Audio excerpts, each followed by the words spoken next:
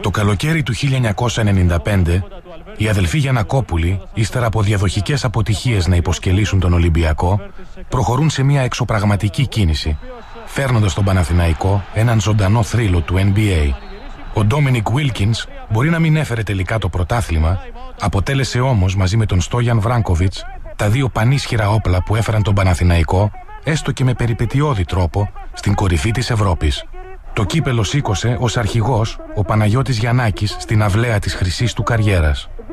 Η λεωφόρος της Ευρώπης είχε ανοίξει και το τριφύλι είχε μόλις ανθίσει.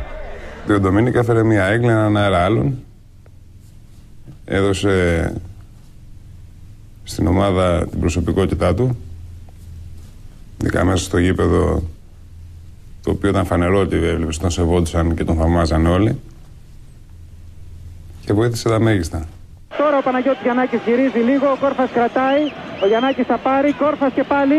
Για να δούμε, γυρίζει στον Βράνκοβιτς, περνάνε τα δευτερόλεπτα, 4, 3, 2, πρέπει να γίνει το σουτ. Δεν γίνεται το σουτ, χάνεται ο έλεγχος. Είναι ο Μοντέρο εκεί, κόβει εντυπωσιακά ο Βράνκοβιτς. Έχουν ακόμα 4 δεύτερα. Οι παίκτες Μπαρσελόνα, ο Γκαλιλαίο ελέγχει. 2, 1, χάνεται ο έλεγχος. Λύγει το παιχνίδι. Ο Παναθηναϊκός είναι πρωταθλητής Ευρώπης, κυρίες και κύριοι. Με 67-66 η Ελλάδα πανηγυρίζει. Ο Παναθηναϊκός πήρε το πρωτάθλημα κάτω από τις πιο αντίξωες συνθήκες. Ο Παναθηναϊκός είναι πρωταθλητής Ευρώπης με 67-66.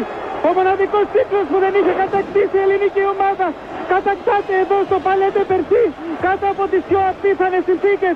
Βεβαίως η ιστορία με εκείνο και το παιχνίδι τώρα είναι το τι έγινε με την τάπα του Βράνκοβιτς και τα λοιπά. Για μένα ναι, δεν υπάρχει καμία αμφισβήτηση, δεν υπάρχει καμία αμφιβολία. Ο Παναθηναϊκός έχει κερδίσει 100% δίκαια, έχει κερδίσει 100% σωστά. Μόνο ο Παναθηναϊκός θα μπορούσε να είναι αδικημένος από ό,τι έγινε εκεί πέρα. Δηλαδή, αν ο Βράνκοβιτς δεν κάνει το αντικανονικό κόψιμο, έτσι, γιατί είναι αντικανονικό το κόψιμο, και μετρήσει το καλάθι του Μοντέρο και ο Παναθηναϊκός χάσει, θα είναι μια ληστεία, θα είναι ένα έγκλημα.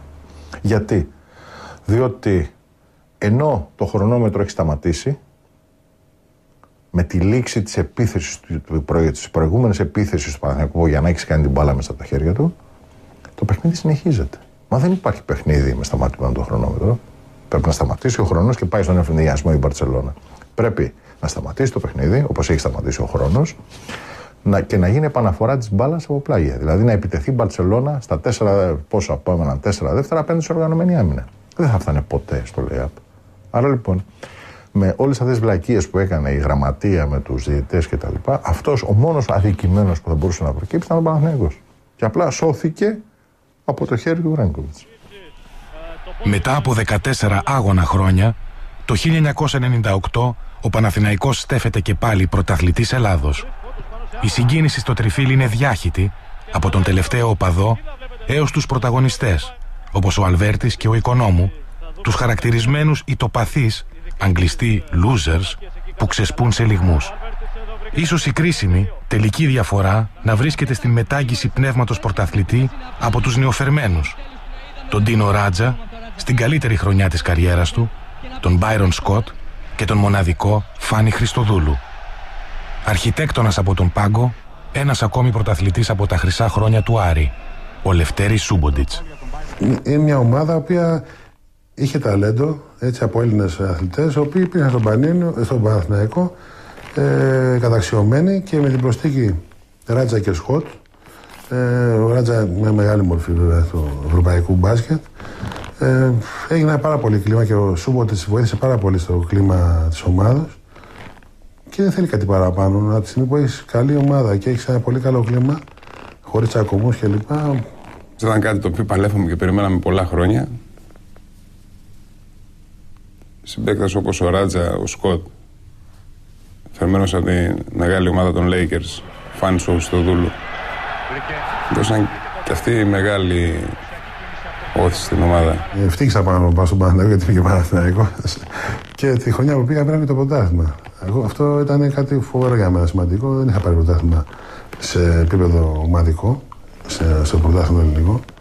Εάν υπάρχει μία και μόνη στιγμή, μία θρυλική επιτυχία που να έχει καθορίσει τόσο ουσιαστικά όσο και συμβολικά την ιστορία του Παναθηναϊκού στο μπάσκετ, αυτή δεν μπορεί παρά να είναι η νίκη επί του Ολυμπιακού στον 5ο τελικό πρωταθλήματος μέσα στο στάδιο Ειρήνης και Φιλίας το Μάιο του 1999.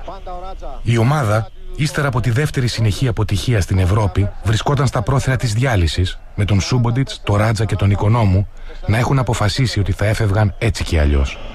Η διοίκηση για μία και μοναδική φορά φαινόταν αποστασιοποιημένη, ενώ ο Ολυμπιακός φάνταζε ως το απόλυτο φαβορί σε μία έδρα που ήταν απόρθητη. Κι όμως, ο σύλλογος μεγάλος θριάμβευσε, η ανατροπή και η άλωση ήταν γεγονός. Ο Ολυμπιακός κατέρευσε και ύστερα από 10 χρόνια ακόμη δεν έχει πλήρως συνέλθει. Η πράσινη δυναστεία είχε ξεκινήσει. Νομίζω ότι η νίκη του Παναθηναϊκού επί του Ολυμπιακού στον 5ο τελικό της σεζόν 98-99 είναι η μεγαλύτερη νίκη στην ιστορία του Παναθηναϊκού στο ελληνικό πρωτάθλημα. Διότι έχει πολλαπλή ανάγνωση και πολλαπλή ερμηνεία. Είναι 5ος τελικός.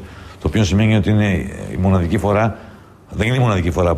Συνέβη πολλές φορές, πολύ περισσότερες από ό,τι είχε συμβεί ως τότε που ο Παναθηναϊκός νίκησε τον Ολυμπιακό εκτός έδρας και σε αγώνες πρωταθλήματος και σε αγώνες κυπέλου. Αλλά είναι η μοναδική φορά που ο Παναθηναϊκός στέφεται πρωταθλητής στο άδρο του Ολυμπιακού. Εντάξει, ήταν το κερασάκι στην τούρτα. Στεφθήκαμε πρωταθλητές, κερδίσαμε μέσα στο σεφ, πιτρονού αντιπάλου. Πλέον πιστεύω είχε μπει το νερό στα βλάκια. Δεν συγκρίνονται αυτά τα συναισθήματα γιατί ήταν το δεύτερο πρωτάθλημα, ήταν ακόμα η αρχή. Ο Ολυμπιακός ερχόταν από μια επταετία. Είχαμε πάρει το προηγούμενο με τον ΠΑΟΚ, το επόμενο με τον Ολυμπιακό και είχε αρχίσει η αντιστροφή μέτρηση. Ξεκινάγαμε δηλαδή τη δικιά μας εποχή. Οι φίλαθλοι πανηγυρίζουν. Όταν το 1999 αναλάμβανε προπονητής του Παναθηναϊκού ο Ζέλιμιρ Ομπράντοβιτς, πόσοι φαντάζονταν τον κοσμογονικό αντίκτυπο αυτού του γεγονότος? Μάλλον κανείς. Ίσως ούτε αυτός ο ίδιος. Σχεδόν 4 δευτερόλεπτα για τη λήξη. Η Ελλάδα προσθέτει ένα ακόμη κύπελο στην πλούσια συλλογή της. Και ο Παναθηναϊκός θα ανέβει για δεύτερη φορά στον Όλυμπο του ευρωπαϊκού μπάσκετ. Τζάμψη για τους τύπους. Θα τελειώσει το παιχνίδι. 73-67